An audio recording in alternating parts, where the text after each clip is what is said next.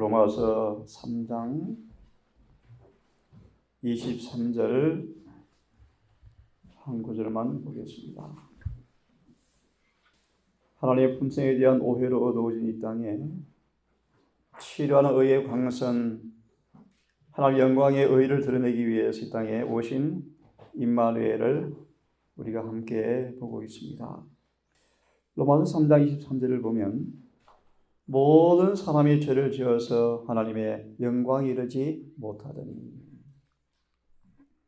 하나님의 영광은 하나님의 품성을 의미한다고 우리는 익히 알고 있습니다. 이 말씀을 이어서 보기 전에 한 말씀을 좀 묵상해 보려고 합니다. 하나님의 영광만을 바라본다는 것은, 에녹이 그러했죠. 예수의 생애를 한마디로 묘사하면 늘 아버지 영광을 드러내는 삶이었습니다. 에녹은 매사의 모든 것 속에서 하나님의 품성의 미를 바라보려고 노력하였고, 그런 모든 삶에서 그 영광을 드러내기 위해서 에녹은 300년을 살았습니다. 그런 의미에서 다시 한번 숙고해 보기를 바랍니다. 하나님의 영광만을 바라본다는 말의 의미가 뭔가? 그대의 의지를 하나님의 의지에 굴복하고 모든 생각을 사로잡아서 하나님의 영광만을 생각하는 목적의 단일성을 의미한다. 형제들이여, 제발 하나님의 영광만을 바라보고 살아라.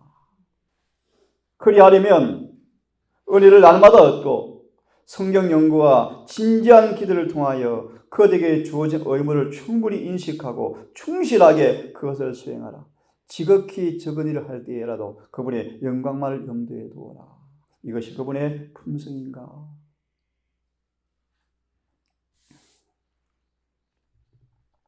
그런 말합니다. 모든 사람의 죄를 지어서 하나님의 영광에 이르지 못했다. 왜 이 땅에 하나님께서 성육신하셨습니까? 왜 임마누엘 이름으로 오셨습니까? 어제 보았습니다. 그분의 품성과 생에 친숙하게 만들기 위함이었다.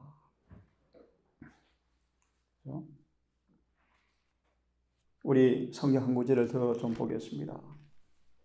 고린도전서 1장의 말씀이요. 1장을 좀 펴십시오. 30절의 말씀에 산상보고는 그렇게 말합니다. 하나님께서 우리에게 주시는 가장 큰 복이 뭔가?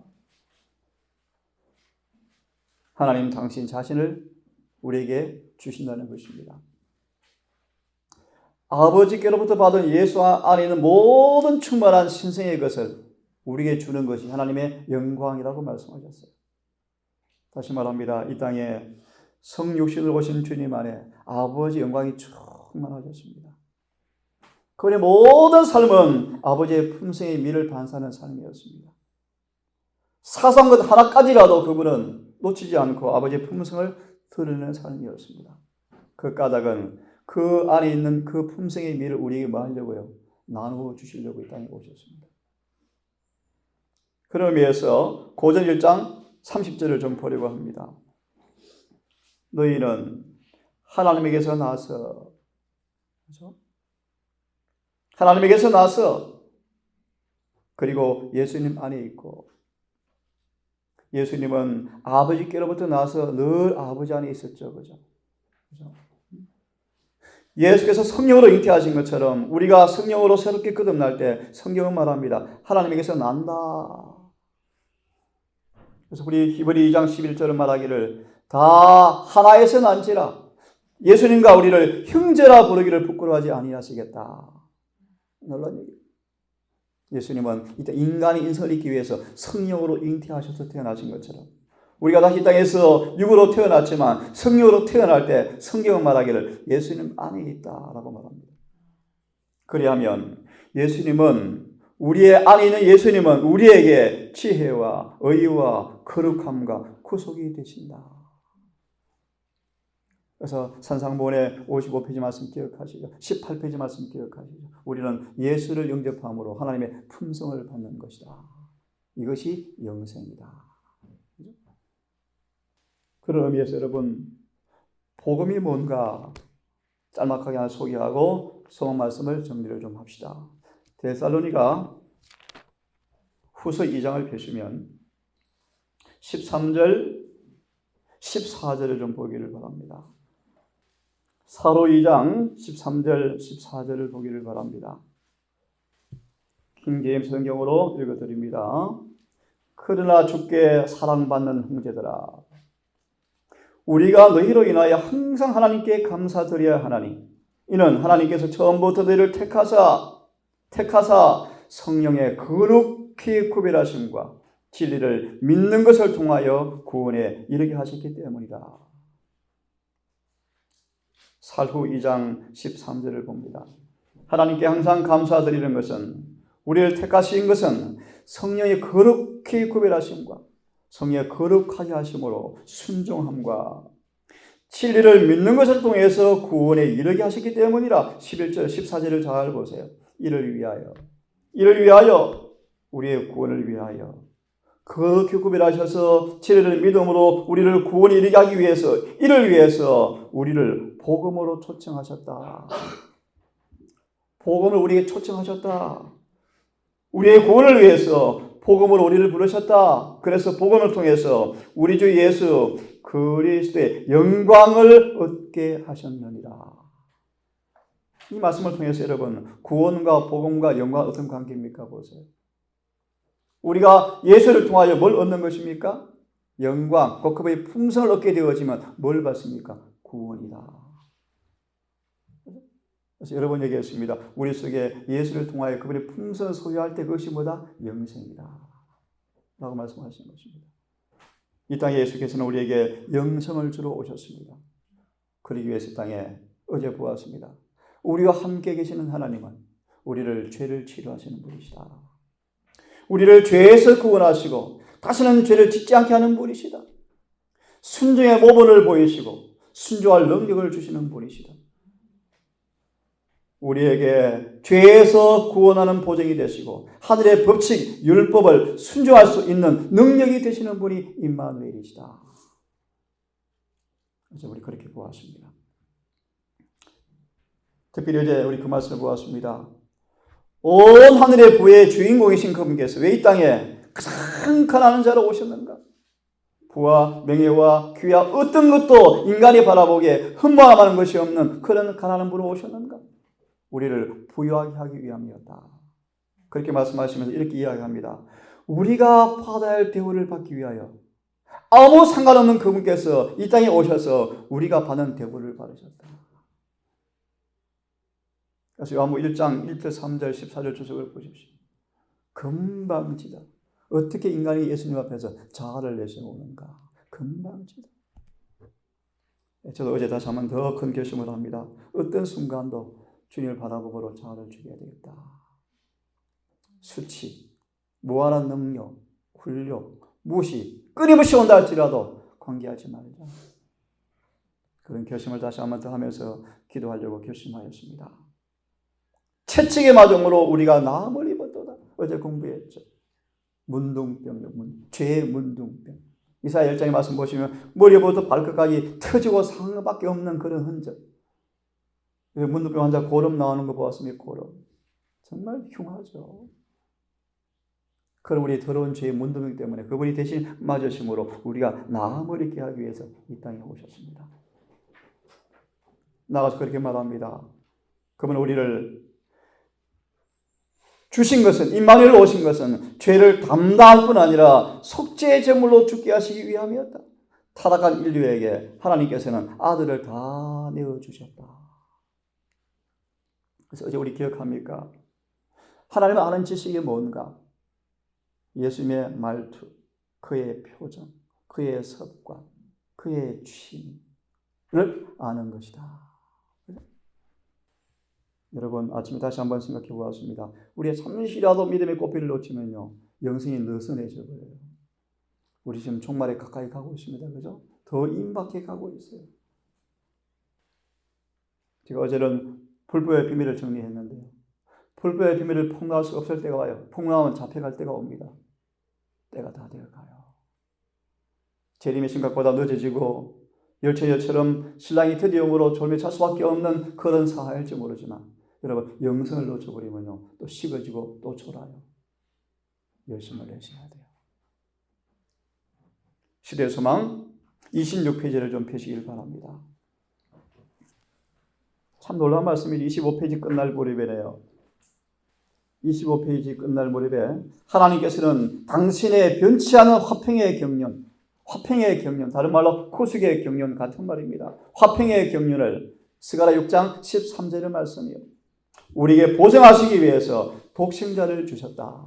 참 놀라운 말씀이에요. 아프리카 어느 부족은 서로 분쟁을 하다가 분쟁을 종식시킬 길이 없을 때 마지막 답으로요. 한 추장의 아들을 화목제물 불에 태워 죽이는 제물로 드린대요. 성경에 나온 사상이죠. 그죠? 그러면 싸움이 그쳐진대요. 희한한 풍습이에요. 한 두 부족이 싸우다가 그 분쟁을 종식하는 답으로 아들을, 남자아이를 제물로 내놓는데 그러면 그걸 인해서 분쟁이 끝난대요. 어디 나온 사상이요? 성경이요, 성경. 변질되어서 사단이 마치 그 심청이처럼 바다에 던지는 제물로 던지는 것처럼 그 아이를 죽임으로 전쟁을 거치는 것으로 변질되었지만 그것은 꼭 성경에서 뭘 의미합니까? 우리의 죄를 위해서 오실 예수님을 의미한다는 것입니다. 그죠? 보십시오. 화목 제물을 주셔서 우리를 보정하시기 위해서 독생자를 주시사 하나님과 우리가 죄로 인해서 불화되었지만 우리가 영원히 화평하기를 원하시는 그분의 보정을 주기 위해서 하나님께서 이 땅에 아들을 보냈다 뜻입니다. 어떻게 보냈습니까? 인간 가족의 한 사람이 되게 하시되 인성을 영원토록 보유하게 하셨다. 참 놀라운 말씀이에요. 그래서 여러분 구속주, 구원자가 되기 위해서는 이 땅에 인성으로 오시는 주님밖에 없다는 사실을 여러분 아셔야 돼요. 그죠? 그 다음 말씀을 읽어보기를 원합니다. 25페이지 끝날 무렵이요. 이것은 하나님이 아버지와 동등하신 하나님이 읽어보시오. 기묘자, 모사, 전능하신 하나님, 영전하신 아버지, 평강의 왕 임마누엘 그분이 이 땅에 인성으로 오신 것은 당신의 말씀을 성취시키려고 하시는 보증이다. 무슨 뜻입니까, 여러분? 하나님께 우리에게 주신 모든 약속들을 맹세로 보증하기 위해서 확실히 지켜주기 위해서 그분께서 이 땅에 인간의 인성을 쓰시고 우리 가운데 오셨다는 것입니다. 그래서 예수님 안에 우리 고린도후서 1장이죠. 모든 것이 아멘이다. 그렇지만 모든 성경 말씀은 예수님 안에서 다 뭐한다? 이루어진다. 보증이다. 특별히 여러분 수없이 보았지만 임마누엘 처녀가 잉태하여 아들을 낳을 것이요. 여러분 잊지 않죠? 더디 배우고 쉽게 잊어버리는 진리가 있다. 우리와 함께 하시는 하나님은 불가능을 가능케 하는 분이신가요? 그저 그런 생각을 해보았어요. 우리가 태어날 때는 죄된 본성으로 태어나고 예수님은 조금 다르게 태어난 분인데 죄가 뭐로 규정되었습니까? 질문을 저한테 했어요. 이런 생각이 떠올랐어요. 예, 맞습니다. 본성에 대한 전후를 놔두고 사도행전 5장처럼 날 때부터 안진뱅이였습니다. 날 때부터. 우리가 모태에서 죄 중에 잉태했습니다. 우리 날 때부터 안진뱅이입니다. 태어나자마자 안진뱅이입니다. 그럴 수가 없습니다. 예, 태어날 때부터 죄된 본성을 가지고 태어납니다. 아무도 의롭게 살 수가 없습니다. 하지만 안전뱅이를 주님께서 만나자 어떻게 했습니까? 고쳐주었어요. 맞습니까? 맞아요. 그래서 제가 단호하게 말씀드렸어요. 죄가 무엇이라 규정하기 넘어서서 죄의 정의를 초월해서 예수님은 모든 죄를 용서하시고 고치는 분이십니다. 제가 답을 드렸어요. 네, 예수님 우리를 이 땅에 아버지께서 우리를 화평의 경륜, 모든 불화의 관계, 죄를 치유하시고 고치시고 싸매시고 낫게 하기 위해서 이 땅에 오셨습니다.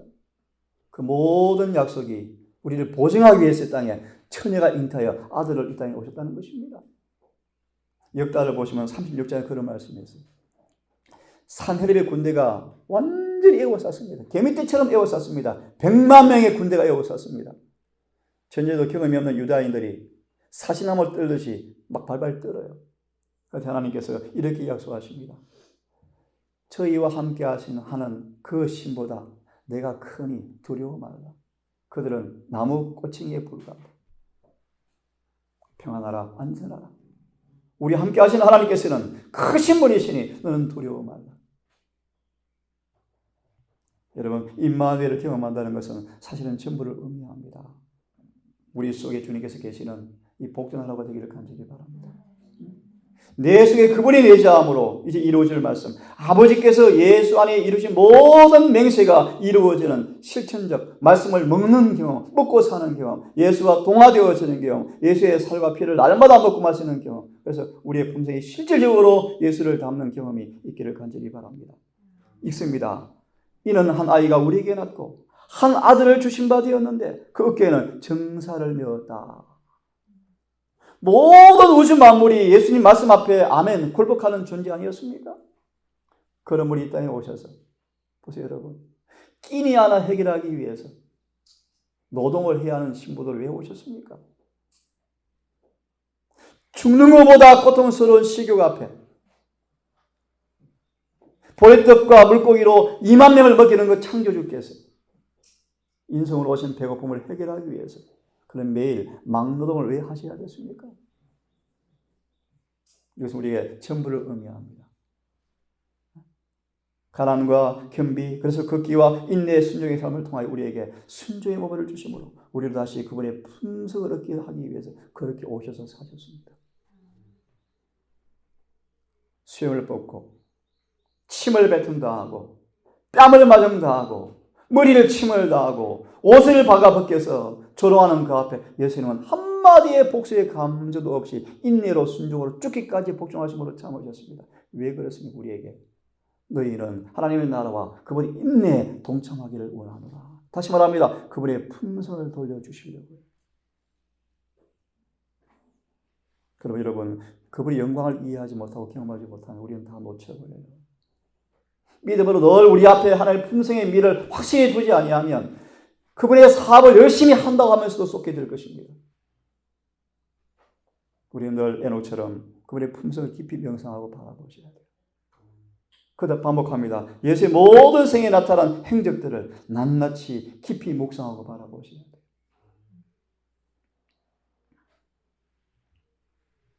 하나님께서 당신의 아들의 인성을 취하게 하시고 그 아들을 가장 높은 하늘로 옮기셨다.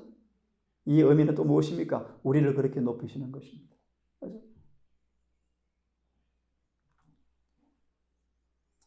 우주의 보좌에 함께 앉으시는 분은 인자이시다. 인자이시다. 이름이 기묘자요, 모사요, 전능하신 하나님이요, 영전하시는 아버지라 평강의 왕이라 불리더라. 이분이 바로 인자이셨다. 왜 여러분 인자로 왜 표현할 인자? 예를 하나 듭시다. 왜 사도행 1장 8절과 11절에 예수께서 부활하시고 승천하시면서 하늘 구름 위에서 놀라운 광경이 벌어지는데 왜 구름이 예수의 영광스러운 승천의 장면을 가려워서 왜 보지 못하게 했을까요? 다시 말합니다. 예수께서 이 땅에 인자로 오셔서 충성을 다하시고 복종하심으로 부활 승천하심으로 가장 큰 영광을 받으셨는데 왜 영광 받는 장면을 가려워서 보지 못하게 했을까요? 그들의 기억 속에는 인자로 오셔서 사시면서 고난과 슬픔과 역경과 능력 속에서 참으시고 고통당하신 그분만을 기억하여 이제 그들의 세계 속에서 오는 동일한 고난 속에서 예수를 바라봄으로 승리할 수 있도록 위로 얻을 수 있도록 영광받는 장면을 숨겨두셨대요. 예수님의 요람에서부터 십자가까지 죽기, 무덤까지 그의 모든 생애는 한마디로 파란만장한 생애였습니다. 수고와 고난 생애였습니다. 그러므로 여러분 예수를 믿는 것은 영광을 주기 위함인데 그 영광의 품성을 얻는 길은 좁은 길입니다. 좁은 길입니다. 예수님처럼 자아 희생의 무아의 사랑, 끊임없이 자아를 부인하고 아버지의 품성의 영광 앞에 믿음으로 굴복하는 생애를 통하지 않고서는 이 길을 걸어갈 수 없는 그 길의 모범을 주기 위해서 이 땅에 오신 것이었습니다. 맞아 보십시오. 스스로 있는 자, I am, 나는 선한 목자라, 나는 길이라, 나는 뜻이 뭐라고요? 여호와, 여호와. 성경 전체는 예수님을 소개하는 책입니다. 그렇죠? 성령과 아버지에 대한 계시는 거의 없어요. 요한복음 5장 39절에 이 성경은 내게 대하여 증거하는 것이라. 다시 말하면 신약의 땅에 인성으로 오셔서 영광을 감추고 사시는 그분께서 실은 누구였습니까? 여호와였습니다. 그래서 나는 하나님과 인간 사이에 중재자가 되셔서 양측 사이에 손을 얹으셨다. 신성으로 아버지를 붙드시고 인성으로 인간을 붙드시면서 하늘에 가는 뭐가 되셨습니까? 사닥다리가 되셨다. 누구도 이 예수를 통하지 않고서는 구원 얻을 수가 없습니다, 여러분. 거룩하고 악이 없고 더러움이 없고 죄인에게 떠나 계시는 그분, 도무지 함께할 수 없는, 가까이 할 수 없는 거룩한 그분이 우리에게 말씀하시기를 우리를 형제라 부르기를 부끄러워하지 아니하신다. 로마서 한 구절 좀 봅니다. 오늘 1장을 마무리하려 하겠습니다. 로마서를 좀 펴십시오. 8장이죠. 함께 읽습니다. 28절 30절까지를 함께 읽어보겠습니다. 로마서 8장 28절과 30절 읽습니다. 우리가 시작. 우리가 알거니와 하나님을 사랑하는 자들 곧 그분의 목적에 따라 부르심을 받은 자들에게 모든 것이 협력하여 선을 이루느니라. 그 다음요.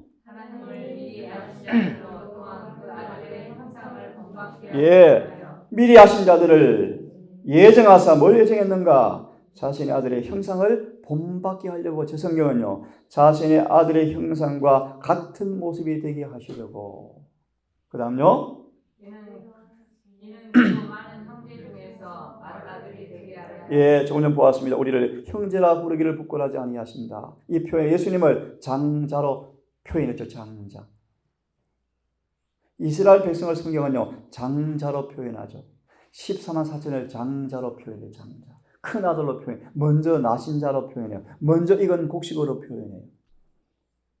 14만 4천은 처음 익은 열매라 뜻이 장자라 의미를 내포합니다. 예수를 가리켜서 장자다. 우리를 맏아들, 밑에 있는 형제다라고 말씀하고 있습니다. 30절 시작.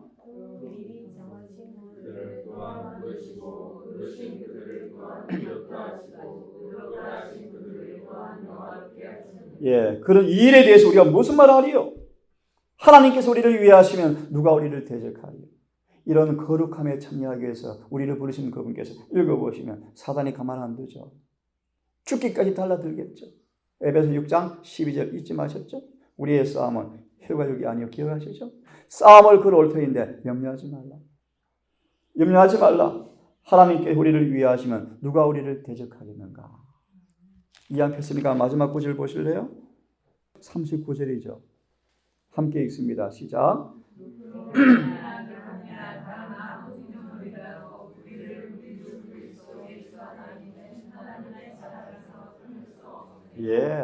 그래서 우리 사도 바울을 빌리면요, 끊임없는 수고와 고난과 극해 속에서 사도 바울은 거룩한 품성으로 자랐다. 소망 돌아와서 마주 봅니다. 영화롭게 되신 그리스도는 우리의 형제이시다. 하늘은 인성 속에 모셔지고 인성은 무한하신 사랑의 품 안에 안긴다. 읽어보시면 우리를 방금 보신 것처럼 가장 빛난 보석같이 만드시기 위해서 우리를 예정하셨다. 그렇게 말씀하십니다. 마지막으로 넘어가서 소망의 1장의 마지막 줄을 보고 마치겠습니다. 구속의 사업은 완성될 것이다. 완성될 거예요. 곧 끝날 것입니다. 죄가 많던 지구에, 죄가 많던 지구에, 죄가 많던 우리 개인 속에 은혜가 풍성할 것입니다. 사단이 자신의 것이라 주장한 이 지구 자체가 속량받을 뿐 아니라 가장 높임받게 될 것이다. 죄의 저주 아래 하나님의 영광스러운 창조물 가운데 오점이 되었던 이 작은 지구는, 이 작은 세계는 하나님의 우주 안에 있는 다른 모든 세계보다 더욱더 영광을 받게 될 것이다. 이곳 하나님의 아들이 인성으로 거하신 이 지구상, 영광의 하나님께서 이 땅에 사셨고 고생하시고 돌아가신 이 땅에서 그가 만물을 새롭게 하실 때 하나님의 장막이 사람들과 함께 있을 것이며, 계시록 21장 4절의 말씀입니다. 이것이 구속의 목적이 이루어지는 모습이죠. 여러분 같이 읽겠습니다. 하나님이 시작. 하나님이 저희와 함께 거하시리니 저희는 하나님의 백성이 되어지고 하나님은 친히 저희와 함께 계셔서 저희 하나님이 되실 것입니다. 그리하여 무궁한 세대를 통하여 구속받은 자들이 주의 빛 가운데 다닐 때 그들은 그분이 말할 수 없는 선물 임마누엘 곧 우리와 함께 계시는 하나님을 주신 것에 대하여 그분을 찬송하게 될 것이다. 사랑의 아버지, 아버지가 통독하셨던 말씀이신 하나님을 임마누엘 이름을 가진 이 땅 인성으로 부르신 까닭은 하나님과 우리를 하나 되기 위함이라는 사실을 배우게 되어줍니다. 그 비결과 방법을, 그 목적과 결론을 가르치기 위해서 이 땅에 인생의 장막을 치시고 이 땅에 오셔서 요한에서부터 죽음까지 그분은 우리의 순죄의 모범으로 사시면서 우리에게 가장 거룩한 고상한 아버지의 품성에 영광을 주기 위해서 오신 사실을 우리가 보게 되었습니다. 아버지, 이 한날도 먹든지 마시든지 무엇을 하든지 하나님의 영광만을 위해 살아가는 사실의 의미를 잊지 말고 일을 하든 집의 주방에 설거지를 하든 사업을 하든 어떤 일을 하든 다니엘과 세 친구처럼 그들 속에 있는 주님을 드러내는 편지로 밝혀지는 그 일을 오늘도 성공하고 싶습니다. 그러므로 우리가 하나님 영광의 일을 확실히 마음판에 두고 에녹처럼 매사에 습관처럼 이거 주의 방법인가 주의 길인가 늘 묻는 것이 습관처럼 되게 하셔서 우리의 마음의 소원대로 주오시는 은혜 충만한 삶을 통하여 이 일을 실패하지 않도록 인도해 주시옵소서. 오늘도 이같이로 우리의 모든 생애를 주님께 맡기고 따라가기 원하오니 진리와 성령으로 근념하시고 깨우치시고 권고하셔서 이 한날도 우리의 자의대로 살지 아니하고 예수님처럼 아버지의 뜻대로 사는 하루가 되게 하시므로 주 앞에 영광 돌릴 수 있도록 인도해 주시옵소서. 우리를 사랑하시는 예수님 이름 의지하여 감사하며 기도 드리옵나이다.